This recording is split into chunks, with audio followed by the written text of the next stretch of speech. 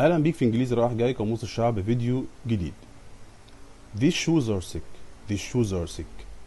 طيب sick جاي هنا تعمل ايه؟ طيب sick بمعنى مريض، بمعنى يقرف، بمعنى يزهق. طب في السياق ده بمعنى ايه؟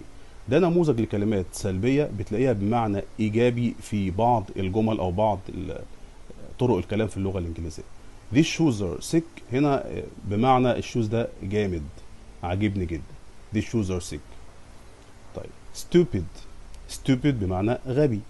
طب اقدر استخدم stupid غبي دي بمعنى ايجابي ازاي؟ زي في العربي مثلا لما تقول ده هو شاطر بغباء، ده الاكل حلو بغباء. هنا كلمة بغباء ادت معنى ايجابي مش سلبي. نفس الكلام موجود في الانجليش. he is stupid clever. it is stupid delicious. bad boy. bad boy المعنى speaks for itself، يعني هو اصلا بيعبر عن نفسه. لكن bad boy ممكن تيجي برضه بمعنى ايجابي. that bad boy over there. that bad boy over there يعني الولد هناك ده اللي هو يعني جذاب، شكله حلو. دي كلها نماذج لكلمات سلبية فجأة بتتحول لكلمات إيجابية.